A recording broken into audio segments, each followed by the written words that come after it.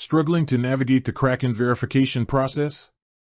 Feeling like you're just one step away from unlocking the full potential of your crypto journey, but not sure what that step is? You're not alone.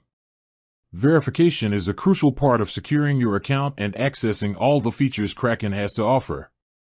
But with different levels and requirements, it can be a bit confusing. So, let's break it down and get you verified.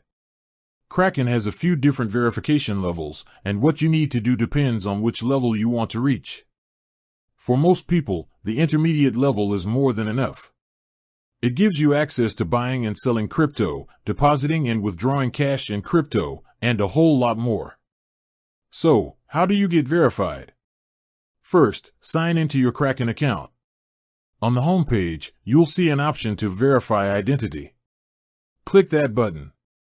From there, you'll be asked to provide some basic personal information. We're talking about your full name, date of birth, phone number, and physical address. In some cases, you may also need to provide your occupation and a social security or tax ID number if you're a U.S. client. Once you've filled out the form, you'll need to upload some documents. This is where it gets a little more specific. To verify your identity, you'll need a valid government-issued ID, like a passport, driver's license, or national ID card. Depending on your location and the information you provided, you might also need a proof of address document, like a recent utility bill or bank statement, and a face photo. Kraken's system is pretty efficient. For most intermediate accounts, verification is automated and can be completed in under an hour. However, sometimes an application needs a manual review, which can take a bit longer.